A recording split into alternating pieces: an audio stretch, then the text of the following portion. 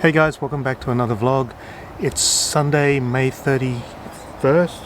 Yep, it's 31 days of May, and tomorrow is officially the first day of winter here in Sydney. Just thought I'd just make a quick video to let you know what I've been up to. I may have accidentally purchased or pre-purchased a new vlogging camera yesterday. Sony just announced this new ZV-1, which is kind of based on the RX100 series, and it's specifically designed for vlogging. It's got this flip out viewfinder LCD screen thing, which is just like on this EOS R. It's got a hot shoe, it's got an external mic socket, it's designed specifically, as I said, for vlogging, and I also bought it with the Bluetooth tripod control thingy. So I'm looking forward to getting both. The actual camera is on for pre-order, so it's not available till I think the 12th or the 13th of June here in Australia. It retails for $12.99 currently, but that's the introductory price, and if you get it after June 30, I think it goes up to $15.97 or something like that. I don't know the exact price, but that's roughly what it is. So I've done that. I'm really looking forward to trying that out. That'll be really cool when I don't want to carry something really bulky around. And to be honest, I've been quite disappointed with the way GoPro has handled this whole new mods release. I know that there's been COVID, I know there's been a lot of effects on distribution and stuff like that, but they've been promising this mod which allows you to attach an LCD screen to the GoPro Hero 8 Black since January of this year, and every time you go on the website it says please enter your email for pre-order, and the pre-order's now gone up to August. So it went from January to March, and then April, and then May, and now it says August. And to be frank, you have to pay for the media mod, and then you have to pay for the LCD screen, and that's like another $250 on what will by then be probably a 9 or 10 month old GoPro, and it's kind of just disappointing, so I just didn't want to do that. So I think this is a better decision amongst that, and I think I'm going to be really happy that I've seen a lot of reviews of the ZV-1 on YouTube from the YouTubers who've got a pre-release or an early model, and they all seem very, very happy with it. So I'm really confident that I'm going to get good value out of the new camera. Now, what else has been going on? Work's been same as work, but one of the things that have been really agitating me the whole week, and I've been really cranky about it at work, and I've complained to everybody, is the fact that at my hospital and everywhere else in general, the government's elected to give free parking for the public hospital staff during the COVID crisis. But unfortunately what that means is that every person who doesn't normally drive, who probably didn't ever thought of driving to work, have all decided to drive to work. And all of a sudden in the last couple of weeks there's been absolutely no parking. So it's taken me, I think I calculated 92 minutes over 4 days just to find parking for work, and it was kind of like pretty much annoying me, and hopefully things will change. I've complained to a couple of people about it, and it's just not a viable situation. We've got patients who've been driving around in circles for an hour looking for parking. We've had doctors who've missed important surgeries because they couldn't find parking. So that's one thing that's been happening. What else has been happening? They've increased the number of people allowed in an elevator at work to 4. It's gone from 3 to 4. Most people are respecting this. There's the odd person who's not respecting the social distancing, and that's bad for them. Yesterday, the deadbolt lock on our front door broke, and it was a bit of a drama because obviously I'm not a locksmith, and it was a situation where I couldn't get the door locked.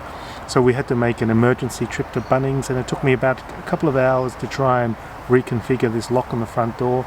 There's a little bit of footage that I'm going to add to this video. I finally got it to work, and the door locks, so that's all you can expect. It's not perfect, but I've just used the existing holes that were there in the door, and it all seemed to get together. It took me a number of goes to try and work out which order to put things in, make sure the screws are in the right place and that the bolt was working properly, but now it works. So I'm really happy with myself, and it's like a new skill that I've acquired. And on a less successful note, our dryer blew up, and we managed to get one from the good guys, and we only paid $250 for this new dryer, which was a great price. And we actually ordered it on Friday afternoon and online, and it was delivered yesterday morning. So that's the quickest service I've ever seen, and it was really awesome. The only problem is that this new dryer, which mounts above our washing machine, has a different mount or different bracket than the one we currently have, so we can't hang it on there.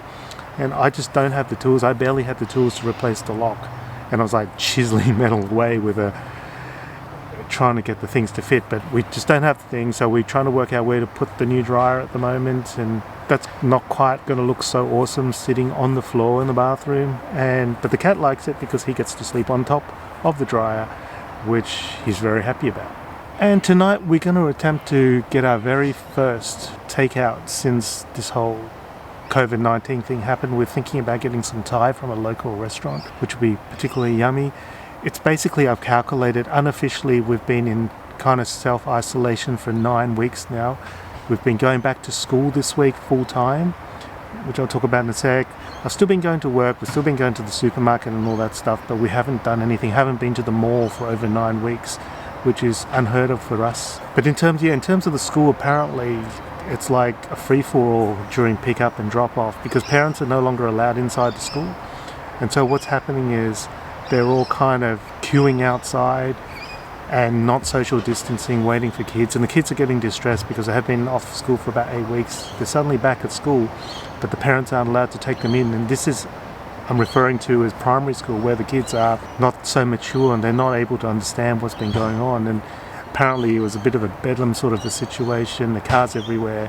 Hopefully, as time goes on, people start getting more used to this. They're going to come up with strategies to reduce the bottleneck and the gridlock. Speaking of gridlock, the traffic is getting worse. Everybody's out now. It's probably taking an extra 10 to 15 minutes for me to get to work.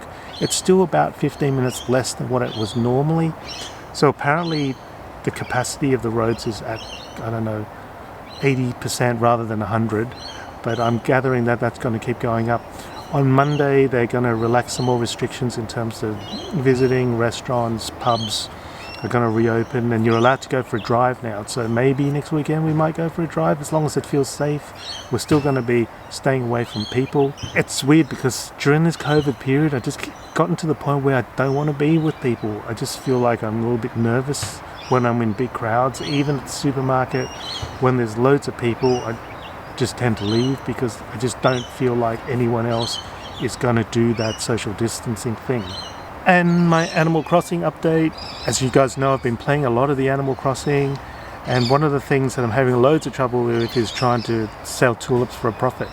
Now, as we all know, you buy tulips on Sunday mornings and you sell it through the week, Monday to Saturday. I lost a whole bunch of bells the first time because I could only get like 30 for each tulip when I paid 85 or something. I've made a tiny amount of profit since then, but I'm not making those. I've never seen them being offered at 400 or 500 bells like a lot of people have. So if anyone knows how I can get a better price of tulips, maybe it's just because my island sucks and it's not very good and it's only got a 1-star rating right now. That's why the tulip prices are so low. But if someone could let me know how to get the best out of the tulip prices, that would be appreciated. Another thing that I would like to know how to do is with the falling stars thing. I've only had one night when I've been able to catch some of the falling stars, and I really need some more to make some other stuff.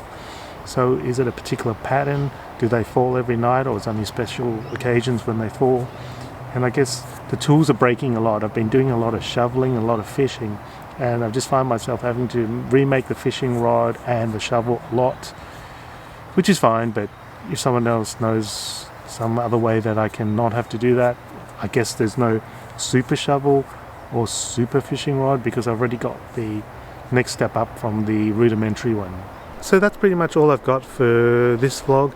I'm just testing out now. This is a 16 to 35 lens. No, actually it's not, a lie. So this is actually a 10 to 18 lens on a kind of a cropped image on the EOS R. So I'm assuming that this is going to be about 15 millimeters or so at the widest, 16 millimeters. So if I zoom in a little bit, I'm just hoping that the ZV-1 Sony isn't too tight of a crop when I'm holding it from an arm's length, which I do now. My elbow is slightly bent, but hopefully you can see a little bit of the background still when I'm holding it up, because I'm actually really, did I say I was really looking forward to getting hold of this camera?